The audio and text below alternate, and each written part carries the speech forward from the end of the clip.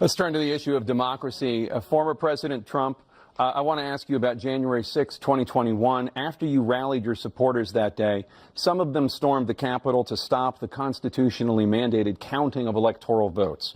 As president, you swore an oath to, quote, preserve, protect, and defend, unquote, the Constitution. What do you say to voters who believe that you violated that oath through your actions and inaction on January 6th and worry that you'll do it again? Well, I don't think too many believe that. And let me tell you about January 6th. On January 6th, we had a great border. Nobody coming through, very few. On January 6th, we were energy independent. On January 6th, we had the lowest taxes ever. We had the lowest regulations ever. On January 6th, we were respected all over the world. All over the world, we were respected. And then he comes in, and we're now laughed at. We're like a bunch of stupid people. What happened to the United States' reputation under this man's leadership is horrible, including weaponization, which I'm sure at some point you'll be talking about, where he goes after his political opponent because he can't beat him fair and square. You have 80 seconds left. My question was, what do you say to those voters who believe that you violated your constitutional oath through your actions and inaction on January 6, 2021, and worry that you'll do it again? Well, I didn't say that to anybody. I said peacefully and patriotically.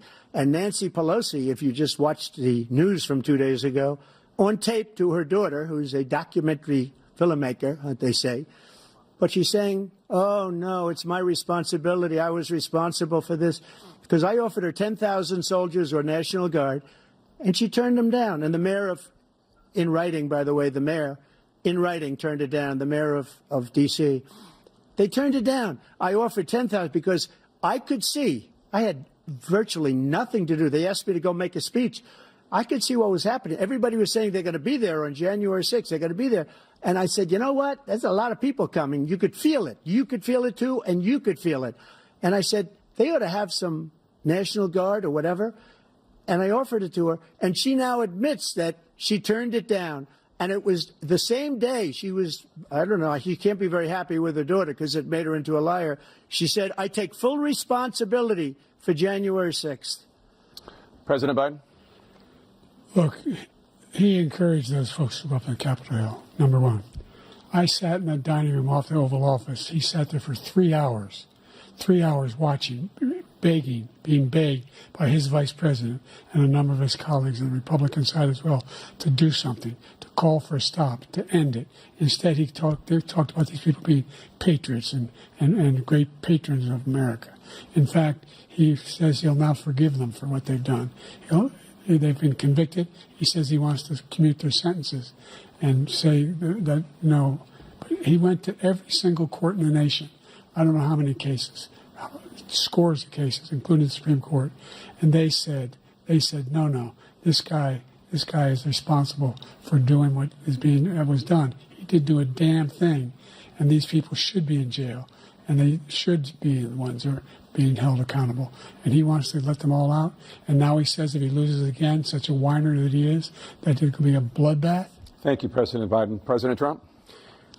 What they've done to some people that are so innocent, you ought to be ashamed of yourself. What you have done, how you've destroyed the lives of so many people. When they ripped down Portland, when they ripped down many other cities, you go to Minnesota, Minneapolis, what they've done there, with the fires all over the city. If I didn't bring in the National Guard, that city would have been destroyed. When you look at all of they took over big chunks of Seattle. I was all set to bring in the National Guard. They heard that. They saw them coming, and they left immediately. What he said about this whole subject is so off. Peacefully patriotic. One other thing. The Unselect Committee, which is basically two horrible Republicans that are all gone now, out of office, and Democrats, all Democrats, they destroyed and deleted all of the information they found because they found out we were right. We were right. And they deleted and destroyed all of the information. They should go to jail for that. If a Republican did that, they'd go to jail. Thank you, President Trump. President Biden, I want to give you a minute. The only person on this stage is a convicted felon is the man I'm looking at right now. And the fact of the matter is, what he's telling you is simply not true. The fact is that there was no effort on his part to stop what was going on up in Capitol Hill. And all those people, every one of those who were convicted, just turned over desks, turned them over statues. The idea that those people are patriots? Come on. When I asked him the first two debates we had, first time around, I said, will you denounce the Proud Boys? He said, no, I'll tell them to stand by. The idea he's refusing, will you denounce these guys? Will you denounce the people we're talking about now? Will you denounce the people who attacked that Capitol? What are you going to do? I'm going to give you a minute, President Trump, for a follow-up question I have. After a jury convicted you of 34 felonies last month, you said if reelected, you would, quote, have every right to go after, unquote, your political opponents. You just talked about members of the Select Committee on January 6th going to jail. Your main political opponent is standing on stage with you tonight. Can you clarify exactly what it means about you feeling you have every right to go after your political opponents? Well, I said my retribution is going to be success. We're going to make this country successful again, because right now it's a failing nation. My retribution is going to be success. But when he talks about a convicted felon, his son is a convicted felon at a very high level. His son is convicted, going to be convicted probably numerous other times. Should have been convicted before, but his Justice Department let the statute of limitations lapse on the most important things. But he could be a convicted felon as soon as he gets out of office. Joe could be a convicted felon with all of the things that he's done. He's done horrible things. All of the death caused at the border, telling the Ukrainian people that we're going to want $1 billion or you change the prosecutor. Otherwise, you're not getting $1 billion. If I ever said that, that's quid pro quo. That we're not going to do anything. We're not going to give you $1 billion unless you change your prosecutor having to do with the son. This man is a criminal. This man, you're lucky. You're lucky. I did nothing wrong. We'd have a system that was rigged and disgusting. I did nothing wrong. Thank you, President Trump. President Biden, you have said, I'm coming right to you, sir. Well, you want to respond? Go ahead. I'll give you a minute to respond. The idea that I did anything wrong relative to what you're talking about is outrageous. It's simply a lie, number one. Number two, the idea that you have a right to seek retribution against any American just because you're president is wrong. It's simply wrong. No president's ever spoken like that before. No president in our history has spoken like that before. Number three, the crimes that you are still charged with, and think of all the civil penalties you have. How many billions of dollars do you owe in civil penalties for molesting a woman in public, for doing a whole range of things, of having sex with a porn star on the night while your wife was pregnant? I mean, what are you talking about? You have the morals of an alley cat. Give you a minute, sir. I didn't have sex with a porn star, number one. Number two, that was a case that was started and moved. They moved a high-ranking official, a DOJ, into the Manhattan DA's office to start that case. That case is going to be appealed and won. We had a very terrible judge, a horrible judge, Democrat. The prosecutor were all high-ranking Democrats, appointed people, and both the civil and the criminal. He basically went after his political opponent because he thought it was going to damage me. But when the public found out about these cases, because they understand it better than he does, he has no idea what these cases are. But when they found out about these cases, you know what they did? My poll numbers went up, way up. You know that because you're reporting it.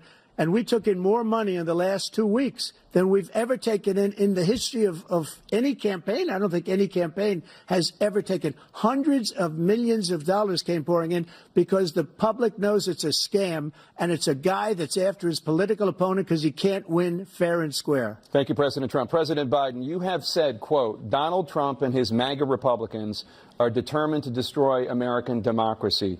Do you believe that the tens of millions of Americans who are likely to vote for President Trump will be voting against American democracy? The more they know about what he's done, yes. The more they know about what he's done. And there's a lot more coming. He's got a lot of cases down the road coming out. He's got a whole range of issues he has to face. I don't know what the juries will do, but I do know he has a real problem. And so the fact that, could you ever think you heard any president say that I'm going to seek retribution? Do you ever hear any president say that I thought Hitler had some good ideas? What got me involved to run in the first place after my son had died, I decided in Iraq, because of Iraq, I said I wasn't going to run again until I saw what happened in Charlottesville, Virginia. People coming out of the woods carrying swastikas on torches, and singing the same anti-Semitic bile they sang when back in Germany. And the young woman got killed. I spoke to the mother, and they asked him. They said, "What do you think of those people? the ones who got killed, the one who tried to stop it, and the ones he said, I think they're fine people on both sides.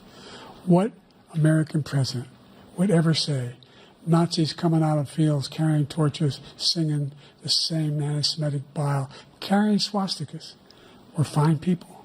And this is the guy who says Hitler's done some good things. I'd like to know what they are. The good things Hitler's done, that's what he said. This guy has no sense of American democracy. President Trump. Jake, both of you know that sir has been totally wiped out, because when you see the sentence, it said 100% exoneration on that sir. He just keeps it going. He says he ran because of Charlottesville. He didn't run because of Charlottesville. He ran because it was his last chance. He's not equipped to be president. You know it, and I know it. It's ridiculous. We have a debate. We're trying to justify his presidency. His presidency, he's without question the worst president, the worst presidency in the history of our country. We shouldn't be having a debate about it. There's nothing to debate. He made up the Charlottesville story, and you'll see it's debunked all over the place. Every reasonable anchor has debunked it. And just the other day it came out where it was fully debunked. It's a nonsense story. He knows that, and he didn't run because of Charlottesville. He used that as an excuse to run. President Biden. And debunked. It happened. All you have to do is listen to what was said at the time. And the idea that somehow that's the only reason I ran. I ran because I was worried a guy like this guy could get elected. If he thought they were good people coming out of that forest, carrying those woods, carrying those torches, then he didn't deserve to be president. Didn't deserve to be president at all.